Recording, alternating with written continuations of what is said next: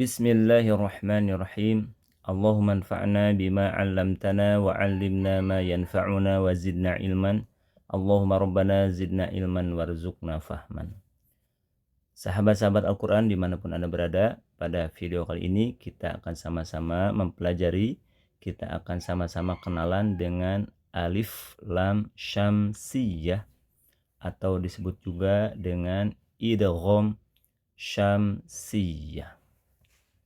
Bahan ajar yang akan saya gunakan untuk pembelajaran, untuk pembahasan tema ini saya ambil dari buku Tasin 4 Metode Maqdis.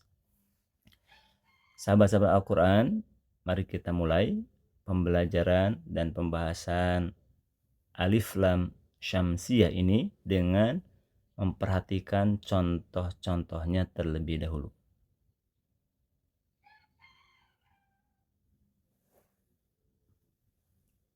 Perhatikan di layar sudah saya tampilkan 4 contoh alif lam syamsiyah, 4 contoh idgham, bacaan idgham syamsiyah.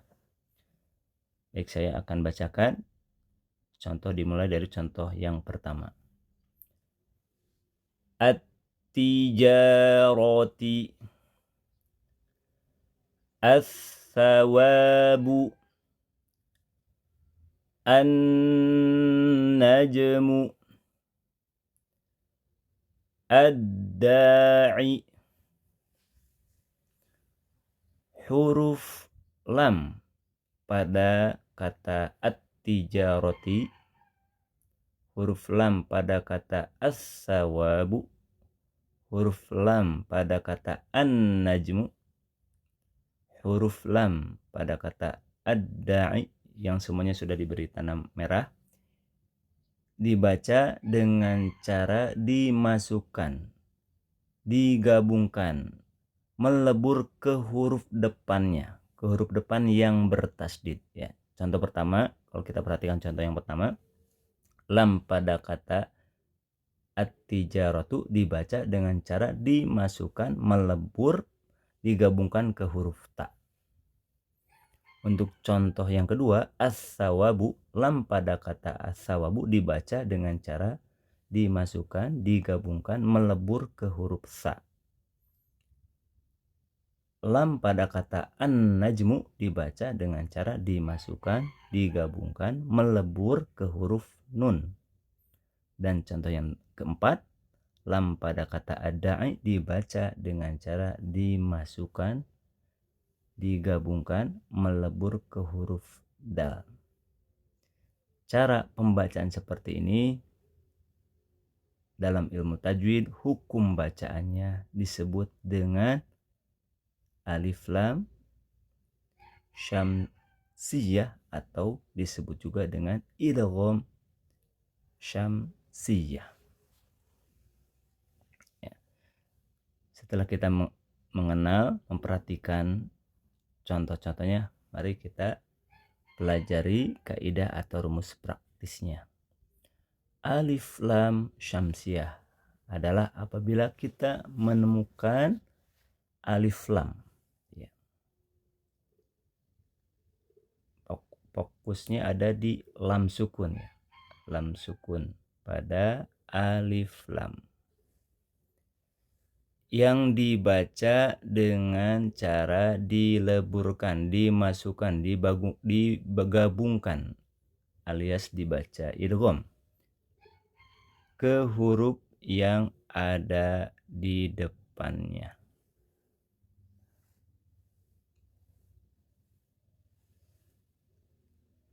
Karena bertemu dengan huruf syamsiyah. Saya ulang. Kaidah atau rumus alif lam syamsiyah adalah apabila ada alif lam yang dibaca dengan cara dileburkan, diidghamkan ke huruf yang ada di depannya karena bertemu dengan huruf syamsiyah. Adapun huruf syamsiyah jumlahnya ada 14 huruf. Apa saja huruf-huruf tersebut? Ya, yang pertama ini huruf syamsiyah adalah pertama huruf ta. Selanjutnya ada huruf tha, huruf nun, huruf dal, huruf zal, huruf ro, huruf zai, huruf sin, huruf shin, huruf sod, huruf bod, huruf to, huruf dho, dan huruf lam. Apabila ada alif lam, kita menemukan alif lam bertemu dengan ke-14 huruf ini, maka huruf lamnya dibaca dengan cara dimasukkan, digabungkan, melebur ke 14 huruf ini. Hukum bacaannya dalam ilmu tajwid disebut dengan alif lam syamsiyah. Kenapa disebut alif lam syamsiyah? Ada yang menyebutkan disebut alif lam syamsiyah karena cara pembacaan lamnya, cara pembacaan lam yang ada pada kata tersebut dibaca seperti pengucapan kata asyams. Saya ulang, kenapa disebut alif lam syamsiyah? Ada yang menyebutkan karena pembacaan huruf lamnya sama seperti kita membaca kata asyams. Lamnya tidak terdengar. Berbeda pada materi sebelumnya, pembahasan alif lam qamariyah, lamnya terdengar jelas, al-babu.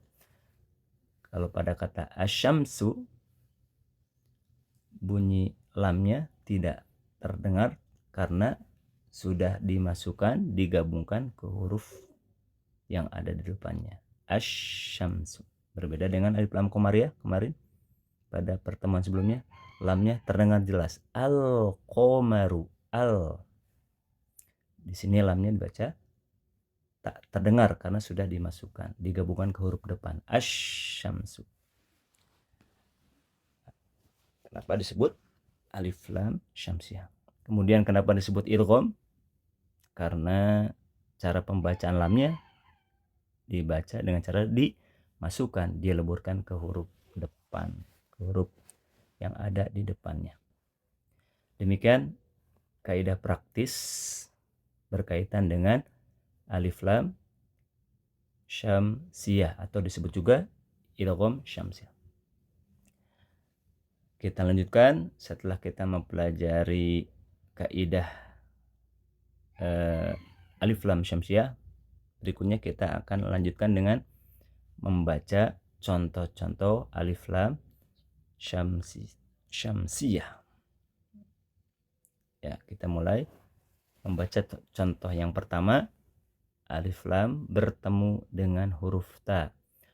At-tijarati. Contoh yang kedua, alif lam bertemu dengan huruf sa.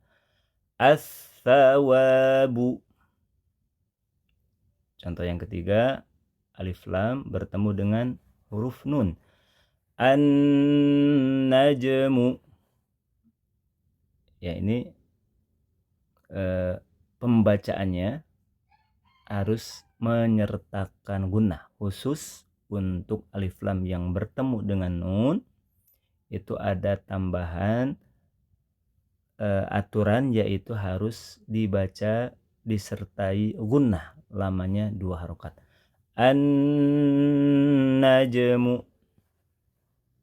Contoh yang keempat, huruf alif lam bertemu dengan huruf dal. Ad-da'i. Contoh yang kelima, alif lam bertemu huruf dzal. Az-zahabi. Contoh yang keenam, alif lam bertemu dengan huruf ro. Ar-rijalu. Contoh yang ketujuh, alif lam bertemu dengan huruf zai. Az-zabadu. Contoh yang kedelapan, alif lam bertemu dengan huruf sin. As-sami'u. Yang kesembilan, alif lam bertemu dengan huruf shin. Asy-syamsu. Contoh yang ke-10, alif lam bertemu dengan huruf shad. As-siyamu. Contoh yang ke-11, alif lam bertemu huruf dhad. Al-dhi'fi. Contoh yang ke-12, alif lam bertemu dengan huruf tha. At-talibu. Contoh 13, alif lam bertemu dengan huruf dha. Al-dham'anu. Contoh yang terakhir, alif lam bertemu dengan huruf lam. Al-latifu. Demikian contoh-contoh praktek membaca alif lam syamsiyah. Dari ke-14 contoh yang barusan sudah kita baca,